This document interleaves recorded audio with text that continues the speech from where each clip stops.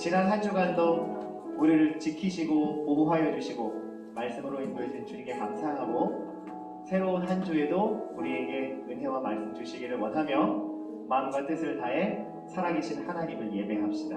모두 자리에서 일어나셔서 예배로 나아가는 찬양을 함께 드리겠습니다.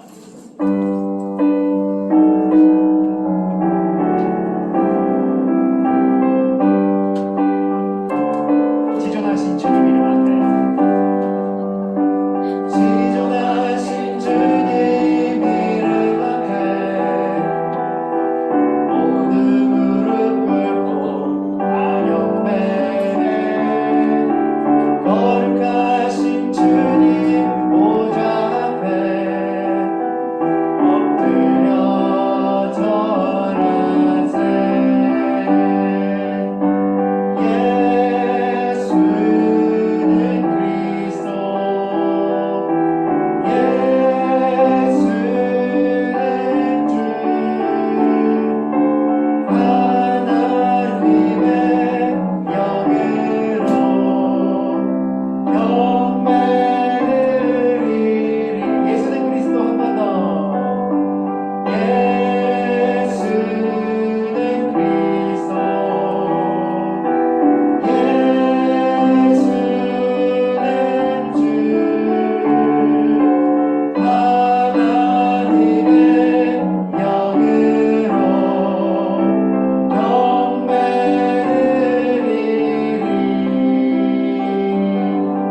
사도신경으로 우리의 신앙을 다 함께 고백합시다. 나는 전능하신 아버지 하나님 천지의 창조주를 믿습니다. 나는 그의 유일하신 아들 우리 주 예수 그리스도를 믿습니다. 그는 성령으로 잉태되어 동정녀 마리아에게서 나시고 본디오 빌라도에게 고난을 받아 십자가에 못 박혀 죽으시고 장사된 지 사흘 만에 죽은 자 가운데서 다시 살아나셨으며 하늘에 오르시어 전능하신 아버지 하나님 우편에 앉아 계시다가 거기로부터 살아있는 자와 죽은 자를 심판하러 오십니다. 나는 성령을 믿으며 거룩한 공교회와 성도의 교제와 죄를 용서받는 것과 몸의 부활과 영생을 믿습니다. 아멘. 모두 자리에 앉아주시고 예배를 위해 이 기쁨 친구 기도 인도하겠습니다.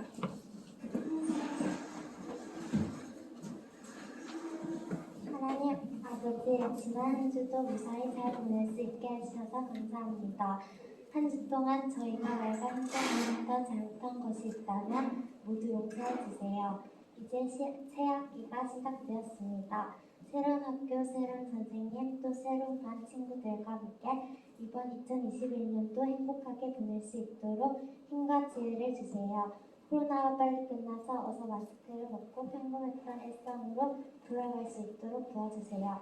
사순절 기간 동안 튼튼 바이블을 통해서 매일 말씀을 듣고 읽게 해주셔서 감사합니다. 오늘도 말씀 전하실 목사님과 함께 해주셔서 은혜 받는 시간 되게 해주세요. 예수님의 이름으로 기도드립니다.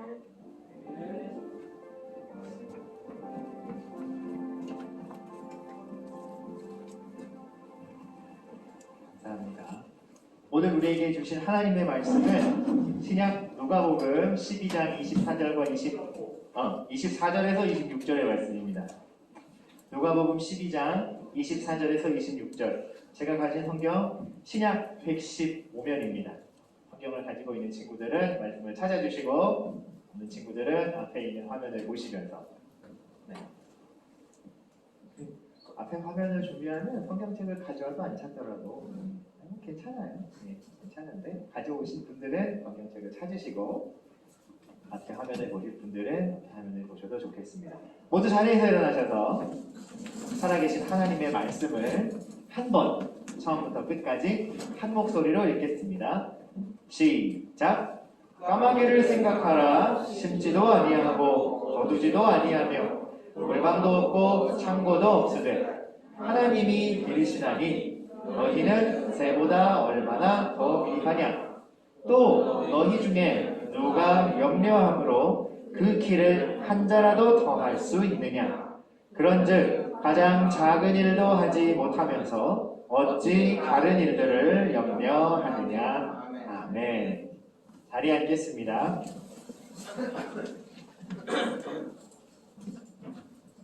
여러분 어떻게 지내셨어요? 어떻게 2주 동안 학교를 등교 혹은 원클 하면서 새학년 새학기들을 보내고 있는데 다닐만 하세요? 힘들죠? 그래도 저희는 우리 선생님들과 목사님은 여러분의 새학년 새학기 생활이 다른 때와 좀 다른 모습이긴 하지만 그래도 새로운 친구들과 선생님을 만나는 설레임도 있고 봄이 주는 이런 뭔가 새로운 소망과 힘이 뿜뿜하는 기운들을 느낄 수 있었으면 참 좋겠다 라는 생각을 가지고 한 주 동안 기도하며 또 여러분과 컨택트하며 시간들을 보냈어요. 그리고 오늘 이 자리에서 대면 예배하는 친구들과 영상 예배하는 친구들 만나게 되었네요. 지난 3주 동안은 지난 3주 동안은 우리가 11시, 1시로 예배 모임을 분반해서 예배를 진행했었죠. 그리고 오늘은 뭐 장학생 선발도 있고, 그러니까 장학금 수요도 있고 이러저러한 지난 3주간의 데이터들을 모아보니까 우리 친구들이 중등반, 고등반이 다 모여서 예배를 해도 괜찮겠다. 그러니까 우리가 이 안에 모일 수 있는 인원들이 정해져 있거든요.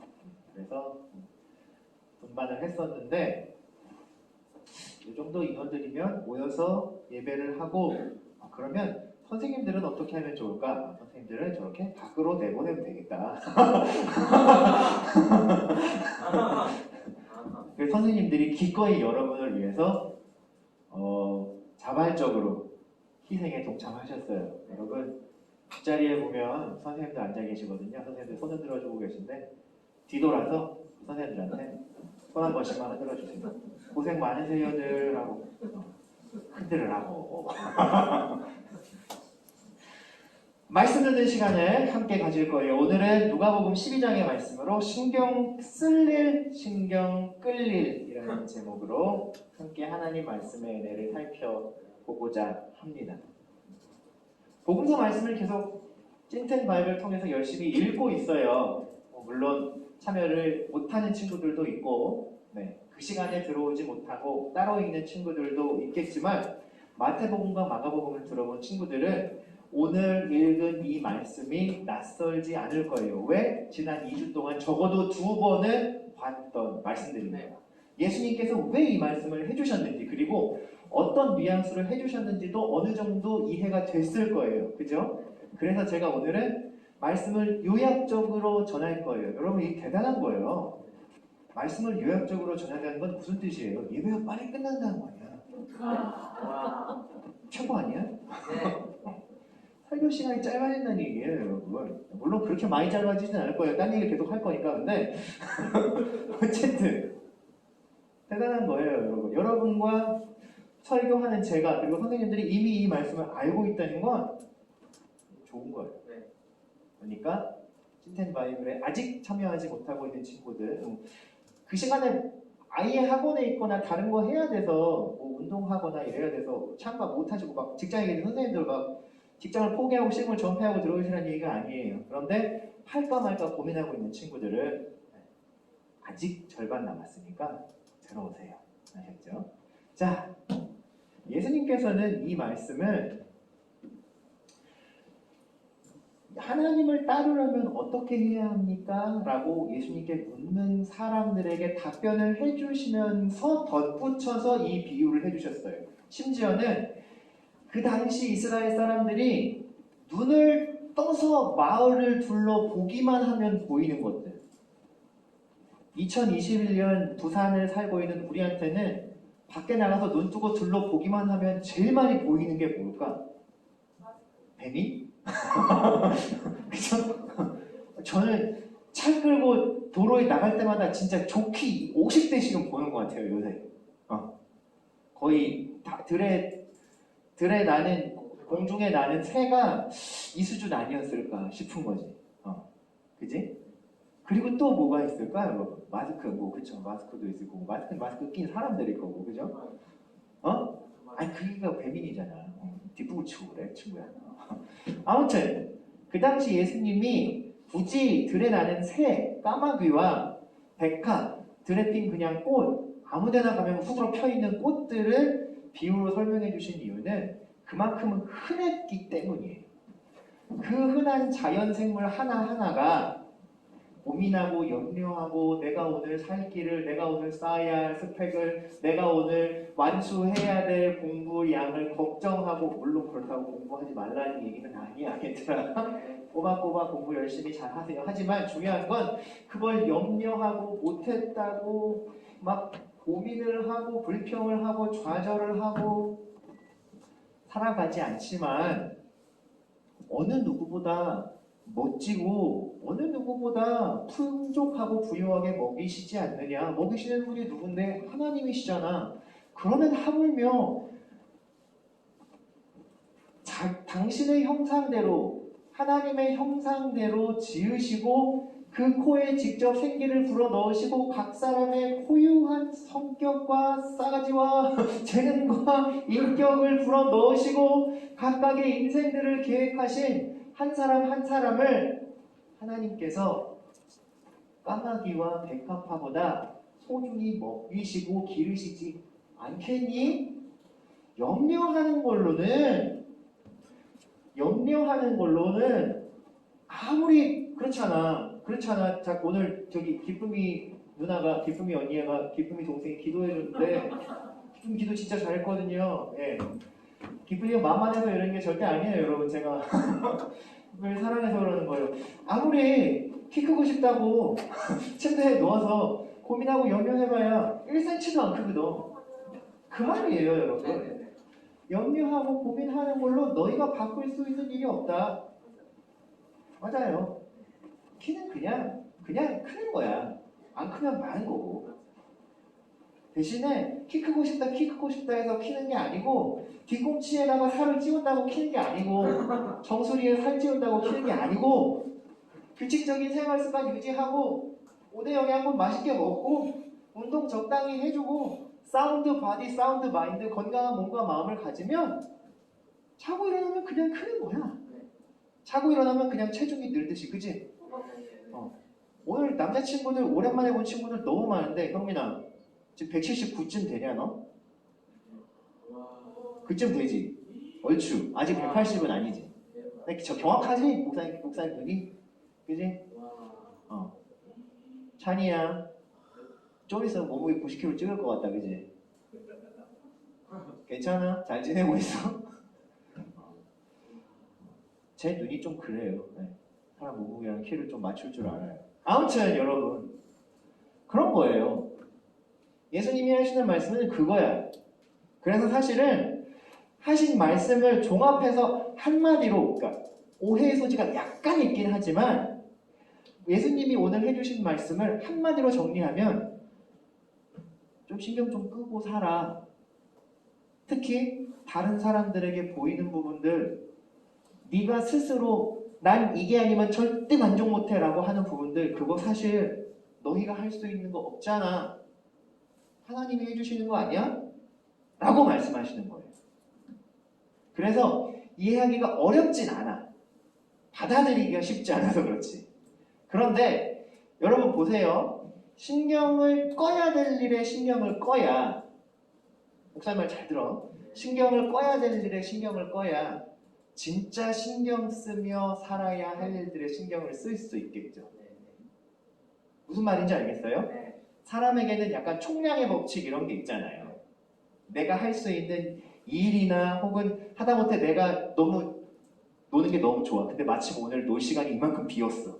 너무 신나. 그렇다고 막 우리가 방학 때 막 72시간, 막 84시간을 연속으로 막 컴퓨터 게임하고 막 만화책 보고 막 친구들이랑 수다 떨고 이러면 놀 수가 없잖아. 그럼 죽어요, 여러분. 네, 병원 가서 링걸 맞아야 돼요, 응급실에 가서. 사람이 신경 쓰며 살 수 있는 총량이라는 게 있다고. 근데 신경 꺼야 될 일들에 너무 많은 신경을 쓰고 살다 보면 정작 신경을 쓰고 살아야 될 일에 신경 쓰지 못하고 살아가게 되는 일이 벌어진다는 거예요. 예수님이 이 이야기를 못 알아듣겠니? 믿음이 적은 자들아 하면서 메시지 바이블에 보면 진짜 내 말 듣는 거니? 듣고 있는 거야? 막 이러고 예수님 약간 짜증내잖아. 그지? 짜증을 내시면서까지 하실 수밖에 없었던 그 이 말씀의 이유는 우리가 세상을 살아가며 정작 신경 쓰고 걱정하고 염려하고 깨어서 내 지금 뭐 하면서 살고 있지? 내 꼬라지가 왜 이렇지? 하고 살펴보며 살아야 할 일들은 정작 살피지 못하고 스트레스 받고 쩌들고 비교하고 막 다른 사람들이랑 애쓰고 하면서도 정작 그 문제 상황을 바꿔낼 수 없는 일들에 너무 많은 에너지량을 기울이며 살고 있는데 그거 좀 조정할 필요가 있다. 하나님이 이만큼은 책임져 주시니까 대신 너는 너에게 주어진 너의 책임들을 해라 라고 말씀하시는 거야. 무슨 말인지 알겠어요? 예수님이 그냥 신경 끄고 되는 대로 될 대로 살으라고 이 말씀을 하신 게 절대 아니야. 예수님 그런 분이 아니거든요. 여러분에게 중요한 질문을 하나 던질게요. 여러분 대답해 보세요. 저한테 안 들려도 되니까 대신 마음속으로 하지 말고 여러분의 입 밖으로 반드시 대답을 내서 대답해 보세요. 인생을 살아가면서 가치 순위를 매기자면 그리스도인에겐 진리가 더 중요한가? 생명이 더 중요한가? 다시 묻습니다. 그리스도인, 신앙인이 인생을 살아가는 모든 도상 위에서 가장 우선으로 삼아야 하는 가치는 진리인가? 생명인가? 뭔 것 같아요? 대답해 보세요. 하나, 둘, 셋. 한 번 더. 하나, 둘, 셋. 여러분 이게 중요해요. 생각보다. 진리가 중요해요. 생존하고 생명을 영위해 나가고 내가 내 살 길을 찾는 것보다 중요한 건 나에게 주어지고 내가 은혜로 받은 진리 위에 나의 삶이 서 있는가? 서 있다. 최소한 서 있기 위해 안간 힘을 쓰며 버티고 있다가 돼야 돼요. 생명 중요하죠. 그런데 성경에도 쓰여진 말씀을 보면 진리 안에서 주어진 생명이 영원할 것이다 라고 말씀하세요. 진리 밖에서 혹은 진리를 배신하고 생명의 길을 찾는 건 가치 우선순위가 잘못된 거예요.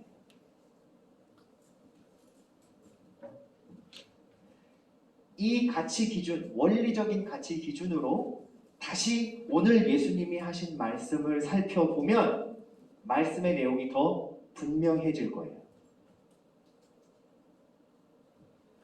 하나님은 당신께서 사랑하시는 하나님의 자녀들의 생명, 삶이 영위되기 위해서 필요한 모든 것들을 공급해 주세요. 그러니 주님의 손에 붙잡혀 있는 하나님의 자녀들이 먹고 입고 자고 사는 것 때문에 필요 이상으로 스트레스를 받고 염려하는 것은 하나님이 기뻐하시는 삶의 모습이 아니다라는 거예요. 그러면 어떻게 살아야 하는가? 여러분, 예수님이 복음서에 하신 말씀들을 보면 왜 그런 말씀 기억날 거예요. 마음이 가난한 사람이 복이 있다. 나 때문에 굶주리고 슬퍼하는 사람들은 복이 있다. 이런 말씀 쭉 하셨던 구절이 마태복음에 있었던 게 기억날 거고 마태복음, 마가복음에도 나중에 있을 일이라고 말씀하시면서 마지막 때가 되면 사람들이 너희를 나를 믿는다고 하는 이유 때문에 미워하기 시작할 것이다. 이거 기억나요? 마가복음에서 읽었었잖아. 그죠? 기억나지? 근데 그때 예수님이 뭐라 그러세요? 기가 막힌 말씀을 하세요, 여러분. 이렇게 얘기하세요. 견디셔. 버텨. 견뎌. 포기하지 마. 꼭 참아. 라고 말씀하셔요. 진짜 그러세요. 진리를 붙잡고 놓지 말라는 얘기야. 누가 진리인데? 예수님. 예수님이 진리니까 붙잡고 견디라는 거야. 그러면 지나갈 것이다. 그리고 인자 예수님이 다시 오셔서 너희를 심판할 때에 절대로 너희가 손해라고 느끼지 못할 만큼 되갚아 줄 것이다 라고 말씀하셨어. 읽은 그대로잖아. 우리가 같이 읽은 그대로잖아. 여러분 보세요. 결국 기독교에서 예수님을 섬기는 삶에서 이야기하는 삶은 예수님 때문에 손해보는 삶이 맞아요. 그 삶이 맞아. 왜? 생명보다 생존보다 진리를 택하라는 가르침이 너무 분명해요. 그리고 그 진리 안에 서 있으면 가난해도 꼴리지 않을 것이고 다른 사람들에게 억울한 일 당하고 조롱당해도 네가 진짜로 비천해지고 비참해지고 더러워지는 꼴은 겪지 않을 것이다. 오히려 고귀해질 것이다 라고 하는 약속이 주어지는 게 예수 그리스도로 인한 진리 안에 주어진 생명을 얻는 길이에요. 뭔 말인지 아시겠어요? 목사님 오늘 왜 이렇게 갑자기 진중한 얘기를 하지? 근데 아니야 얘들아, 난 계속 이런 얘기를 해왔어. 그런데 복음서를 처음부터 끝까지 읽고 예수님이 하셨던 말씀들이 머릿속에 앙금처럼 희미하게라도 남아있기 때문에 이 이야기를 더 시게 할 수가 있는 것 뿐이에요. 여러분. 제가 언제 예수님 믿으면 여러분 앞길이 뻥뻥 잘 뚫리고 한번 암기한 시험 내용들은 절대 안 잊어버리고 길 가다가 갑자기 계시가 와서 복권방에 들어가서 6자리를 찍으면 최소 3등은 당첨될 거라고 얘기한 적이 있나요? 그런 적 없어요. 금전적인 권력, 권세적인 심지어는 여러분의 업적과 노력에 대한 보상도 제대로 안 나올지도 몰라. 예수님을 섬기며 살아가는 길에 서면. 물론 그렇다고 제가 여러분 다 가난하게 살고 다 무시당하게 살라는 게 아니에요. 사도 바울이 했던 말을 보면 사도 바울 자신을 포함한 자신의 동역자들은 풍요로움에 처할 줄도 알고 가난함에 처할 줄도 알고 존귀함에 처할 줄도 알고 비천함에 처할 줄도 알았지만 이 모든 상황 안에서 하나님이 주시는 은혜가 충분하다라는 자족하는 일체의 비결을 배웠다라고 이야기해요. 그 신앙의 선이 우리가 정말로 노력해야 되는 선인 거야. 주어진 상황과 환경 안에서도 하나님이 내게 주시는 생명의 공급은 충분합니다. 대신 나는 나의 믿음의 모든 노력과 열정을 기울여서 예수님의 진리 위에 서겠습니다. 결국 예수님이 우리에게 주신 진리는 뭔데? 하나님 사랑하고 하나님 말씀을 따라 살아가고 괜찮아 주소. 자 여기 있어.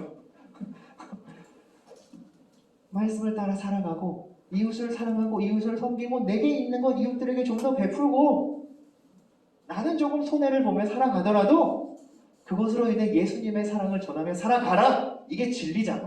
간단한 진리의 원리를 이야기하자면. 근데 여러분 자 다시 관점을 요즘 사회에서 가장 민감하고 뜨거운 화제가 되는 이슈들로 돌려봅시다. 선생님들을 포함해서 우리 친구들 요새 뉴스를 틀기만 하면 나오는 얘기가 뭐예요? 전 두 꼭지가 생각나요. 그렇지 코로나도 생각나지. 근데 뉴스 사회면 포털 사이트와 텔레비전 공중파에 나오는 모든 뉴스 채널에서 몇 주가 지나긴 했어. 가장 뜨거웠던 이슈가 뭐예요? 학원폭력 아니에요? 뭐야? 왜 다들 가해자 같은 표정을 짓고 있어? 학원폭력 맞죠? 그리고 지난 한 주간 선생님들, 그러니까 일반인 사회신들을 포함해서 그죠? 신도시 계획에 예정지에서 그 정보를 미리 가지고 있던 중공기업 근무자들이 어마어마한 규모의 땅 투기를 했죠. 여러분, 땅 투기라는 건 쉽게 얘기하면 뭐냐면 이 땅값이 얼마 후에 오를 거니까, 예를 들어 지금은 100원짜리인데 나중에 10,000원이 될 거니까 지금 150원 정도를 주고 사놓는 거야. 다른 사람이 못 사게 많이. 그리고 그 땅값이 올랐을 때 그 오르는 땅값의 차액을 챙기는 거죠.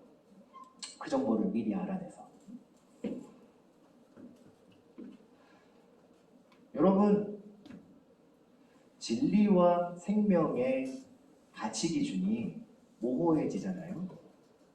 혹은 염려와 불안이, 내 존재에 대한 염려와 불안이 사람의 가치 기준을 조금 흔들리게 하잖아요.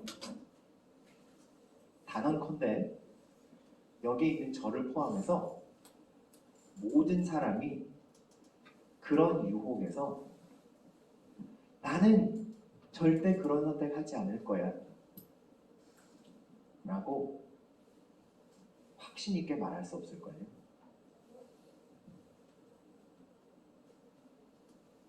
진리가 먼저인지 생명이 먼저인지, 그리고 내가 하나님의 진리를 먼저 생각하고 나는 그 진리 안에서만 주어진 생명을 누릴 수 있다라고 하는 믿음의 고백 없으면 여러분한테 그런 유혹이 찾아왔을 때 떳떳할 수 없어요.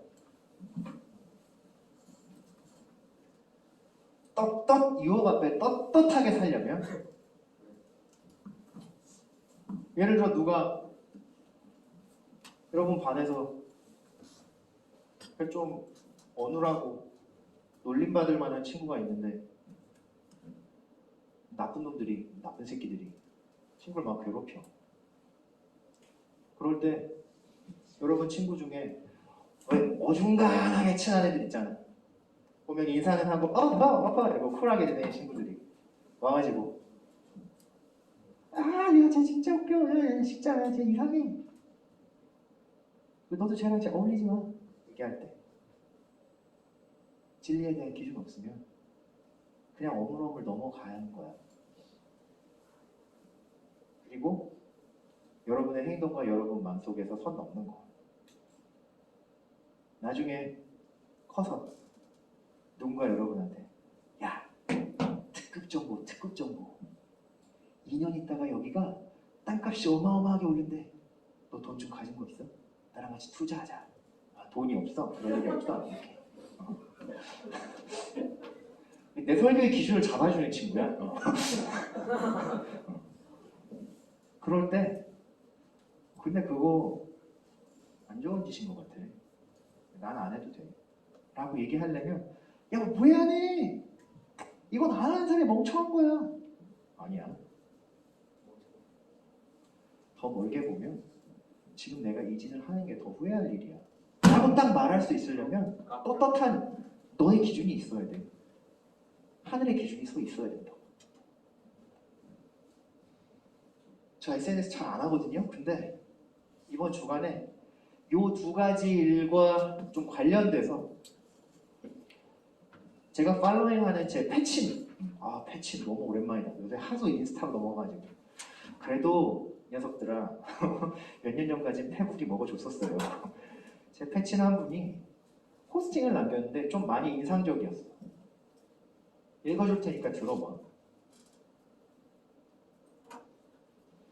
오늘 아침에 묵상을 끝내고 기도하는데 어제 묵상 나눔을 보낸 집사님의 한 문장 단어가 마음을 후벼 팠다.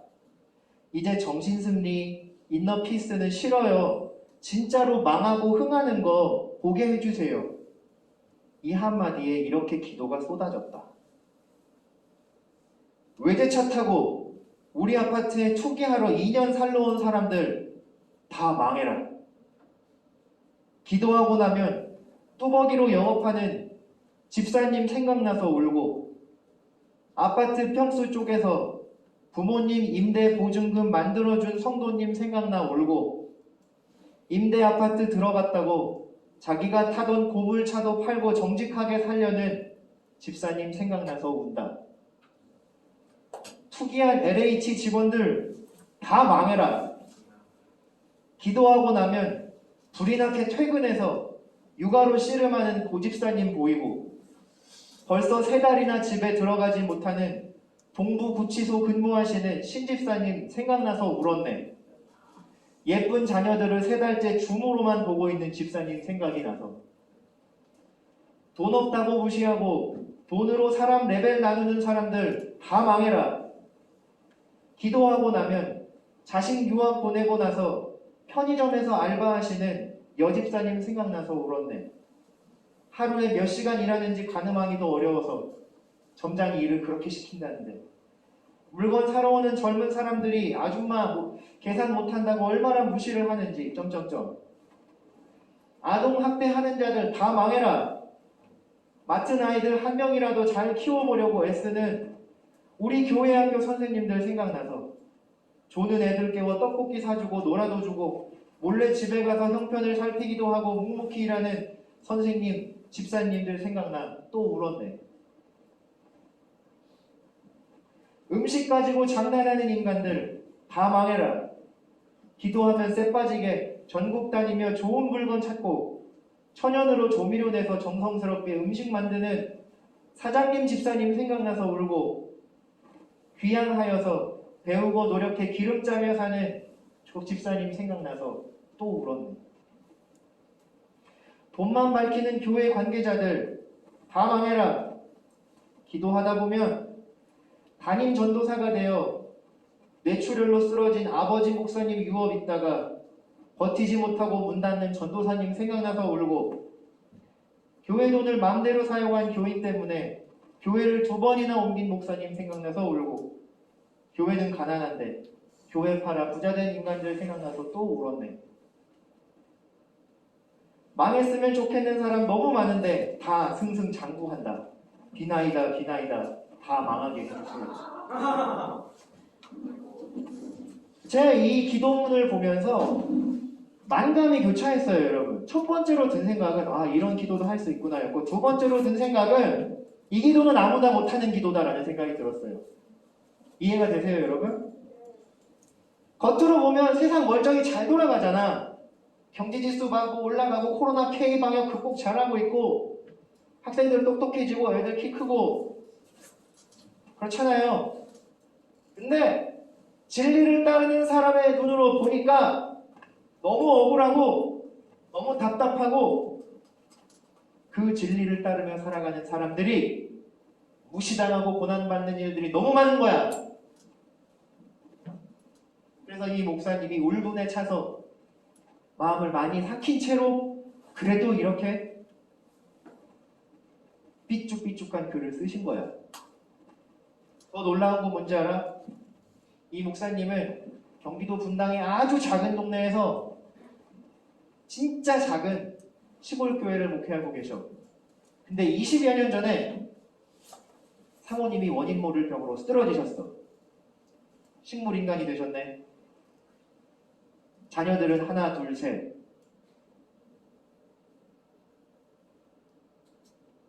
지금도 이 목사님 댁에 서재 옆에는 나무처럼 굳어버린 딱딱한 몸으로 20년째 누워 계신 사모님이 계셔. 여러분, 예수님 믿는다는 게 이 정도의 진리를 따르고자 하는 몸부림은 있어야 된다고 나는 생각해요. 아무나 할 수 없는 기도기도 하지만 사실은 진리를 따르는 사람들이라면 누구나 해야 하는 기도야.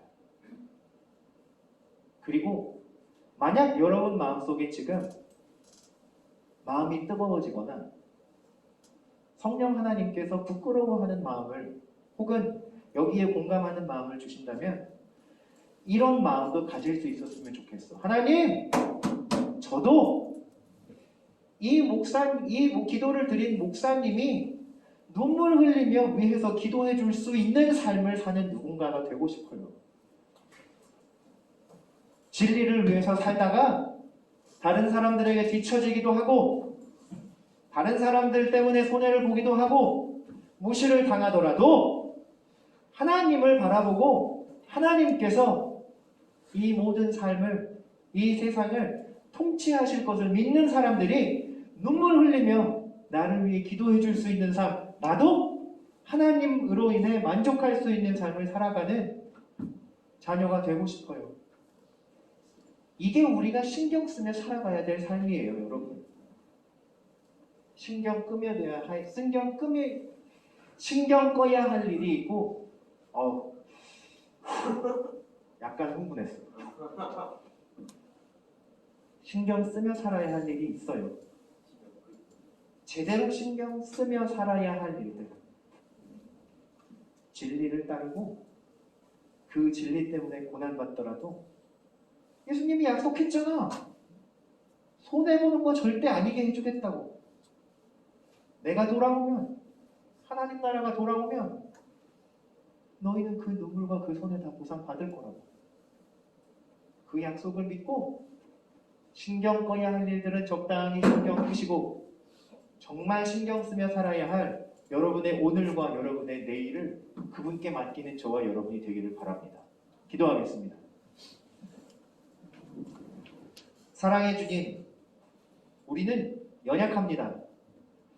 마가복음 말씀에 나오는 것처럼 우리의 믿음 없음을 도와주십시오 라고 기도할 수밖에 없는 존재들입니다. 하지만 세상을 살아가며 필요한, 생존을 영위하기 위해 필요한 것들을 향한 염려보다 진리를 향한 우리의 열망, 하나님을 사랑하고 이웃을 섬기며 주의 사랑과 복음을 전하며 살아가기를 원하는 그 마음에 신경 쓰고 우리의 삶을 거는 주의 자녀가 되기를 원합니다. 누군가에 통하고 눈물을 흘리며 하나님 고난받고 있는 주의 자녀들을 도와주세요라고 할 때 그 기도하는 사람이 떠올릴 수 있는 얼굴에 나의 얼굴이 들어있기를 원합니다. 내 마음에서 신경 꺼야 할 일들과 정말로 신경 써야 할 일들을 잘 분별하도록 성령 하나님께서 역사해 주세요. 한 주간 살아갈 때에도 유혹 앞에 떳떳하게 대응하고 타협하지 않고 주의 진리 안에 생명을 누리는 성민의 청소년과 선생님들이 되게 해주세요. 예수님의 이름으로 기도합니다. 아멘. 우리 장학생 친구들은 선발된 친구들이 있거든요. 조용히 일어나셔서 봉헌할 때 뒤로 나가시면 되시고요. 우리 나는 예배자입니다 찬양을 드리면서 PPT 좀 넘겨주세요. 우리 하나님께 준비한 예물을 드리겠습니다. 우리 봉헌 우리 자원해 주신 선생님 한 분만 앞으로 와주세요. 함께 찬양하겠습니다. 나는 하나님을 예배하는 예배자입니다. 내가 서 있는 곳 어디서나 하나님을 예배합니다. 내 영혼 거룩한 은혜를 향하여 내 마음 완전한 하나님 향하여 이곳에서 바로 이 시간 하나님을 예배합니다. 하나님 감사합니다. 오늘도 우리에게 예배의 은혜와 말씀의 은혜 주시고 또 하나님께 주신 은혜에 응답하며 드리는 귀한 예물 받아주시니 고맙습니다. 주일헌금, 11조헌금, 감사와 소원의 예물들과 모든 헌금들 각양의 제목대로 받아주시고 하나님의 사랑과 복음이 전파되는 쪽으로 잘 사용되게 해주세요. 한 주간 살아가며 유혹과 범죄의 어두움 앞에 떳떳하게 응대하고 떨쳐버릴 수 있는 용기와 지혜 우리 친구들에게 허락하시고 또 학업과 운동할 때에 지혜와 건강 주시고 그것으로 하나님 앞에 기쁘게 열매 맺어 영광 돌리게 하여 주시고 진리 안에서 하나님이 주시는 생명을 풍성하게 누리도록 인도해 주세요. 예수님의 이름으로 기도합니다. 아멘. 친구들 이제 데리고 가시면 될 것 같습니다. 가시면 될 것 같고 우리 서로 손을 뻗어서 축복하면서 자리에서 모두 일어나셔서 축복과 파송의 노래를 함께 부르겠습니다. 너는 그리스도의 향기라. 우리 서로 바라보면서 찬양합니다. 너는 그리스도의 향기라.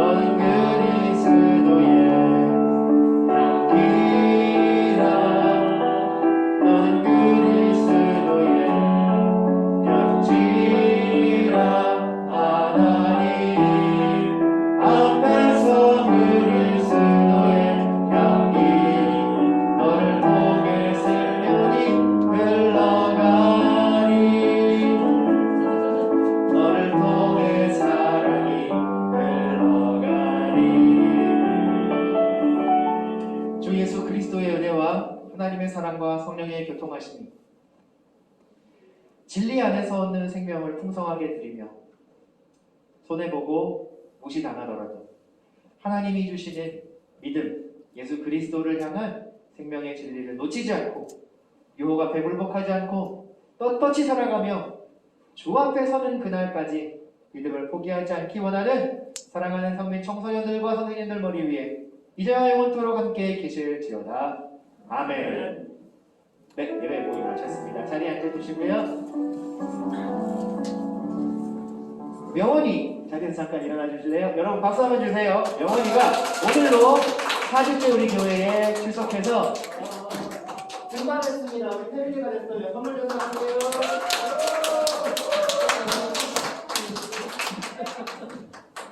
다음 주 11시 예배에 오늘처럼 다 참석해 주시면 됩니다. 대면 예배에 참석할 친구들은 오늘 오랜만에 온 친구들 잠깐 소개하려고 했는데 전학생 선발에서 나가 버렸네. 우리 주현이, 서현이 진짜 오랜만에 왔고요. 네, 서현이 오랜만에 왔고 다른 친구들도 모두 반갑습니다. 다윤이도 오랜만에 온 것 같아요. 그죠? 반가워요. 네.